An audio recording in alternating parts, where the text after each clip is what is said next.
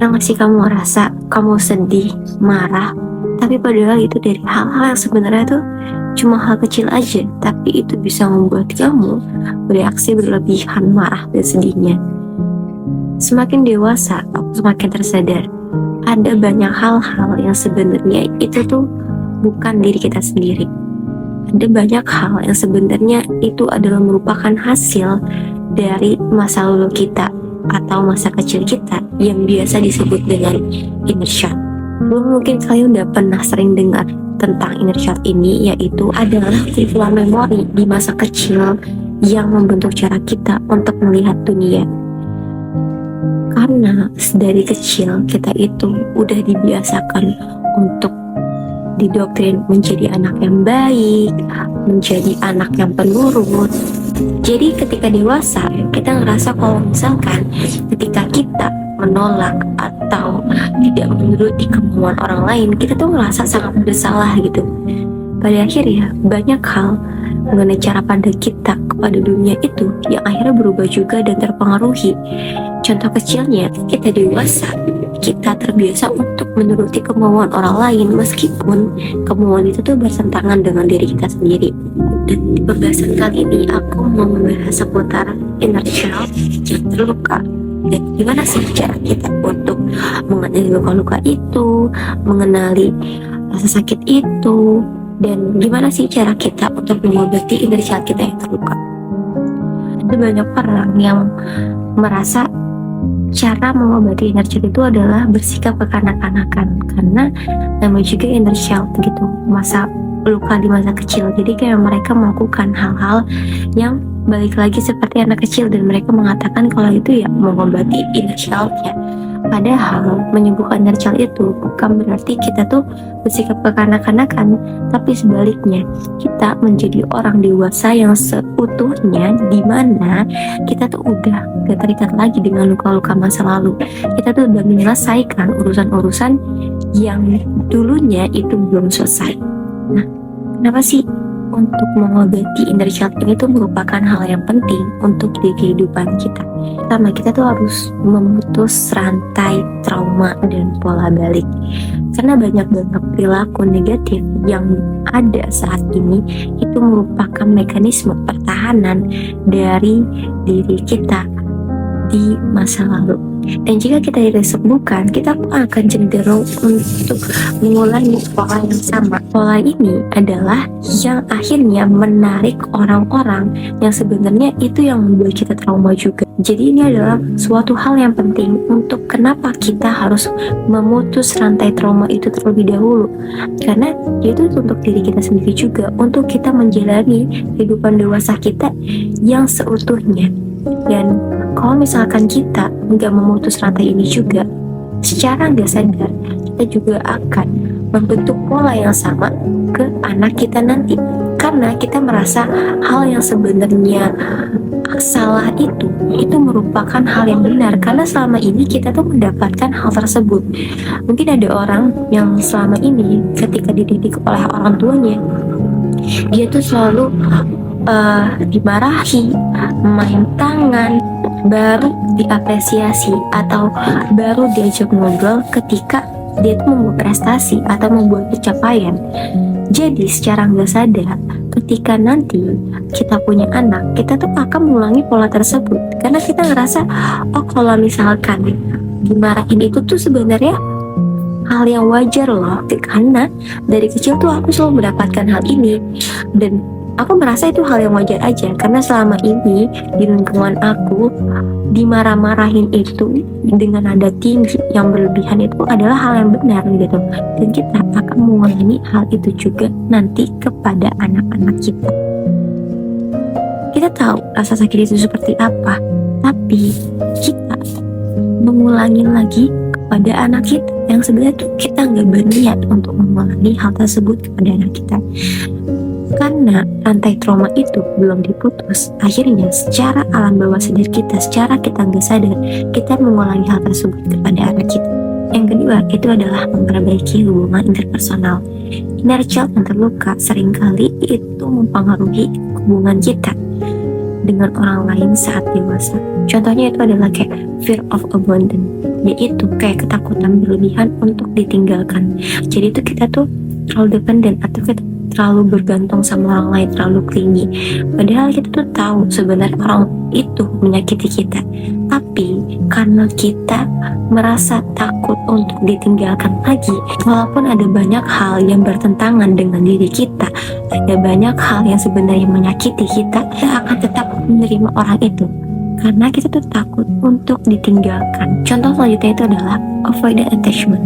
Ketika kita tuh takut untuk berkomitmen karena trauma dikhianati di masa lalu. Ini mungkin bisa disebut juga dengan trust issue. Jadi kayak ini juga yang membuat kita tuh susah percaya lagi sama orang lain. Dan akhirnya alih-alih kita menyembuhkan trauma kita, menyembuhkan luka kita, kita cenderung memberikan luka, memberikan trauma lagi kepada orang lain. Misalkan ada orang yang gak mau memberikan komitmen kepada orang lain, kepada pasangan mereka sendiri, karena mereka tuh takut untuk ditinggalkan lagi, karena mereka tuh takut untuk membuat komitmen. Cara sadar mungkin kita akhirnya yang membuat orang-orang baik di sekitar kita itu juga pergi, karena kita tuh takut untuk ditinggalkan, karena kita itu takut untuk berkomitmen lagi.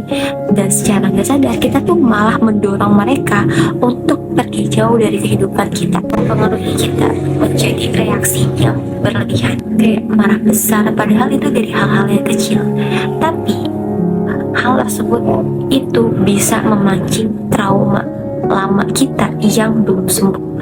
Contohnya adalah ketika ada orang yang dia itu nggak sengaja airnya tumpah, tapi itu bisa marahnya tuh berlebihan karena mungkin waktu kecilnya itu dia pernah airnya tumpah juga dan dimarahin besar banget sama orang tuanya. Jadi dia menganggap ketika ada air tumpah aja, hal kecil seperti itu adalah sebuah hal yang besar, karena waktu kecil ketika dia melakukan itu orang tuanya bisa marah berlebihan. Jadi dia menganggap hal itu sebagai hal yang wajar. Alasan penting ketiga adalah meningkatkan harga diri atau self-attachment. Jika waktu kecil kita tuh sering dikritik, diabaikan, dan hanya dipuji saat berprestasi, dan inner child kita mungkin mengatakan bahwa diri kita itu nggak cukup. Kita merasa kalau misalkan kita itu baru merasa cukup atau baru merasa benar-benar ada kehadirannya di orang lain itu ketika kita mencapai prestasi, ketika kita mencapai atau melakukan hal yang baik. Dan ini yang menyebabkan kita tuh haus akan validasi. Sebenarnya kita tuh tahu kalau misalkan haus validasi itu bukanlah hal yang baik. Makanya kita tuh harus berhenti mencari validasi dari orang-orang yang berlebihan. Kenapa? Karena sebenarnya manusia itu adalah orang yang gak akan pernah merasa puas. Jadi ketika kita terus mencari validasi dari orang lain, kita tuh akan terus merasa kalau misalkan kita itu gak cukup. Karena orang lain pun seperti itu.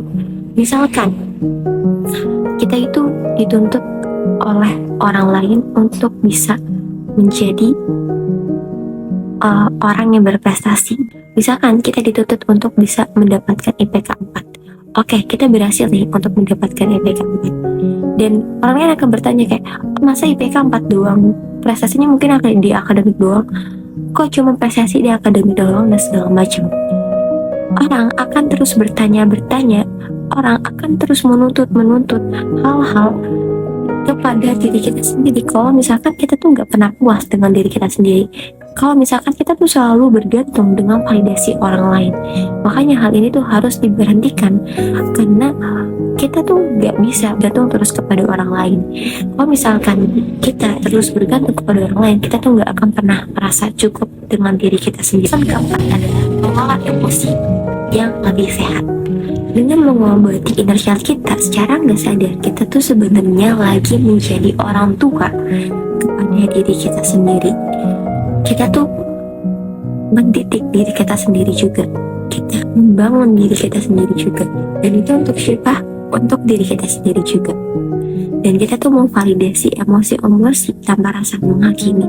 Karena selama ini kita tuh ketika mengeluarkan emosi negatif, orang tua kita ataupun orang-orang cenderung menganggap ketika kita menangis, ketika kita marah atau mengeluarkan emosi-emosi negatif itu merupakan hal yang salah. Jadi kita merasa ketika kita sedih, ketika kita marah atau kecewa, kita tuh cenderung untuk menolak emosi-emosi tersebut.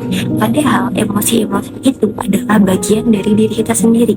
Alasan kelima kenapa kita harus menyembuhkan inner child kita adalah karena kita bisa menemukan kembali jati diri kita sendiri, kegembiraan dan kreativitas yang ada dalam diri kita. Nah, ketika luka-luka dibersihkan, kita bisa lebih mudah merasakan kebahagiaan yang sebenarnya, merasakan kebahagiaan yang selepas-lepasnya, dan menjadi lebih kreatif, menjadi lebih berani untuk mengambil resiko. Nah, sebelumnya kita selalu takut untuk mengambil langkah-langkah dalam kehidupan kita.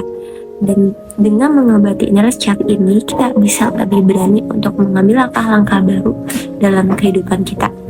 Intinya, mengobati inner child itu bukan tindakan kasih sayang seperti anak kecil kepada diri sendiri, tapi itu adalah untuk melepas beban masa lalu agar di kehidupan kita saat dewasa ini sepenuhnya ada diri kita di masa sekarang. Ada 4 tipe luka inner child yang paling umum terjadi. Yang pertama itu adalah the avoidant one. Luka ini terjadi ketika kita merasa ditinggalkan oleh orang tua kita secara fisik. Mungkin dulu tuh orang tua kita terus kerja sehingga tujuan di rumah, mereka berangkat waktu subuh ketika kita belum bangun, dan mereka pulang ketika kita udah tidur. Jadi kita jarang banget melihat sosok orang tua kita. Ataupun mereka tuh hadir secara fisik tapi tidak hadir secara emosi, ada di rumah tapi nggak pernah menyapa kita atau merasakan atau memvalidasi emosi kita. Mereka tuh cuma ngajak ngobrol kita ketika ada hal-hal yang penting, seperti kayak kapan ambil rapot, ketika mungkin kita dapat apresiasi, ketika mendapat hal-hal yang baik, prestasi. Mereka baru hadir di kehidupan kita. Akhirnya saat dewasa kita mengalami attachment, di mana kita tuh sangat takut untuk ditinggalkan oleh orang lain. Kita tuh menjadi manja banget dan bergantung sama orang lain. Jadi orang yang cemas berlebihan pada hal-hal yang sebenarnya tuh nggak perlu kita cemasin, tapi kita tuh jadi kayak cemas yang berlebihan banget. Kita selalu akan merasa akan ditinggalkan, dan kita merasa kalau misalkan orang lain itu akan pergi dari kehidupan kita. Dan ini akhirnya yang membuat orang-orang bisa bertahan di hubungan toksik, karena mereka ngerasa ya udah nggak apa-apa bertahan di hubungan yang toksik asalkan mereka tuh nggak sendirian. Yang kedua itu adalah the guilt atau luka rasa bersalah. Penyebab dari luka ini itu adalah ketika orang tua waktu dulu itu sering banget ngomong ke kita, dari uang tuh susah buat sekolah kamu, tuh sakit karena ngurusin kamu, dan segala macamnya. Jadi secara nggak sadar kita merekam di otak kita kalau misalkan kita itu merasa bersalah kepada orang tua kita, dan akhirnya manifestasinya atau dampaknya pada diri kita di saat dewasa itu adalah sulit menikmati hasil, karena kita tuh merasa selalu bersalah untuk membeli barang-barang, ataupun saat kita bersenang-senang kita selalu merasa bersalah, dan kita tuh menjadi orang yang sorryholic atau terlalu sering meminta maaf, padahal sebenarnya itu hal-hal yang kecil, padahal itu tuh bukan salah kita, tapi kita selalu merasa bersalah, kita selalu meminta maaf pada hal-hal yang sebenarnya bukan salah kita. Self-sabotage, atau kita tuh merasa nggak pantas untuk bahagia, kita sering merusak diri kita sendiri, kita sering menyakiti diri kita sendiri, kita tuh menjadi orang yang gak enakan, takut nyakitin orang lain, tapi pada akhirnya kita malah menyakiti diri kita sendiri. Yang selanjutnya itu adalah trust issue atau luka kepercayaan. Ini terjadi ketika kita waktu kecil merasa dikhianati oleh orang-orang yang seharusnya menjadi tempat paling aman untuk kita. Dan ini yang menyebabkan saat dewasa kita menjadi hyper independence atau kita terlalu mandiri Karena kita tuh nggak bisa mempercayakan hal-hal kepada orang lain, merasa harus melakukan semua itu sendiri, karena kita nggak bisa percaya sama orang lain. Jadi overanalyzing atau kayak kita tuh banyak curiganya gitu, selalu mencari makna tersembunyi. Jadi sebenarnya ya udah, mereka tuh cuma melakukan itu karena mereka ingin melakukannya, tapi kita terlalu merasa kayak mereka kenapa ya ngelakuin itu, kayak mengira-ngira hal itu nggak butuh alasan untuk kita pikirin. Yang keempat itu adalah neglect one. Itu terjadi ketika emosi anak tidak pernah divalidasi. Sewaktu kita kecil, emosi kita itu dianggap sebuah hal yang berisik. Jadi ketika kita mengeluarkan emosi kita tuh selalu dijatuhkan lagi. Kita selalu kayak ya udah gitu doang, udah gue usah lebay segala macam. Akhirnya kita ngerasa emosi itu bukanlah sesuatu hal yang penting, dan ini berdampak ketika kita dewasa, merasa opini dan perasaan kita itu tidak penting untuk didengar orang lain, mematikan perasaan diri kita sendiri karena kita ngerasa emosi itu nggak penting dalam kehidupan kita, dan dampaknya itu bisa jadi kesulitan mengerti kebutuhan diri sendiri. Tahu apa kebutuhan kita, tapi kita lebih tahu kebutuhan orang lain karena selama ini kita terbiasa untuk memenuhi kebutuhan orang lain, kita terbiasa untuk memenuhi kebutuhan emosional orang lain. Jadi itu kita ngerasa kayak ya udah, perasaan aku nggak penting kok, yang lebih penting itu perasaan orang lain itu kayak gimana. Dan ini yang biasa juga disebut dengan people pleaser, dimana kita tuh selalu takut orang lain meninggalkan kita. Jadi itu kita memohon untuk menuruti kemauan mereka, apapun mereka mau kita tuh turutin karena kita takut banget untuk ditinggalkan. Memohon kepada mereka walaupun sebenarnya kita tahu mereka tuh nggak baik buat diri kita, tapi kita terlalu takut untuk ditinggalkan dan kita terlalu takut untuk merasa sendirian. Dan gimana sih cara menyembuhkan inner child kita? Yang pertama, coba kamu visualisasikan di depan kamu sekarang itu ada diri kamu berusia 5-7 tahun, dan coba apa yang mau kamu omongin sama diri kamu di umur 5 atau 7 tahun itu. Apa pesan yang ingin kamu sampaikan kepada diri kamu di masa kecil? Cara selanjutnya adalah menulis surat untuk diri kita sendiri. Ucapan terima kasih kepada diri kamu sendiri udah berhasil bertahan sampai di titik ini. Ucapan terima kasih karena kamu gak menyerah untuk bisa sampai di titik ini. Karena itu adalah validasi emosi. Nah dulu selagi kita kecil itu emosi kita nggak pernah divalidasi. Sekarang adalah waktunya kamu untuk memvalidasi emosi kamu sendiri. Mau kamu menolak sekeras apapun emosi negatif yang ada di diri kamu, itu adalah bagian dari diri kamu. Mau itu emosi negatif atau emosi positif, itu adalah bagian diri kamu. Ketika kamu mendorong emosi-emosi tersebut, secara nggak langsung kamu mengeluarkan hal-hal yang sebenarnya ada dalam diri kamu, tapi kamu tuh nggak mau nerima itu. Kamu gak mau hal-hal tersebut itu ada di diri kamu. Jadi ini yang menyebabkan kamu ngerasa kehilangan diri kamu sendiri, karena ada yang hilang dari diri kamu, yaitu emosi-emosi tersebut. Jangan pernah memendam emosi negatif, cukup kamu validasi. Kalau misalkan kamu merasa sedih, terima kesedihan itu. Kalau misalkan kamu merasa lagi marah, lagi kecewa, emosi-emosi negatif tersebut terima. Oke,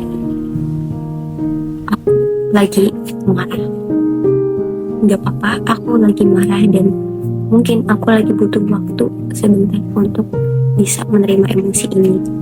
Oke, aku lagi marah dan mungkin aku butuh waktu untuk bisa menenangkan diri. Nggak apa-apa, aku lagi marah, kecewa, aku sedih, itu adalah hal yang wajar, dan aku menerima segala emosi yang sedang aku rasakan. Menyembuhkan luka inner child itu bukan berarti kita tuh menyalahkan orang tua kita di masa lalu, tapi kita tuh bisa mengambil tanggung jawab untuk memberikan diri kita sendiri kasih sayang yang mungkin selama ini tuh nggak pernah kita dapatkan, karena kita bukanlah diri kita di masa lalu yang kita tuh nggak punya kekuatan. Kita adalah diri kita yang sudah dewasa, dimana kontrol sepenuhnya itu ada di diri kita sendiri. Kita udah punya kekuatan, kita udah punya tanggung jawab sendiri untuk menyembuhkan diri kita sendiri. Dan pesan aku adalah, gak apa-apa, aku tahu untuk menyembuhkan luka di masa lalu itu adalah hal yang berat.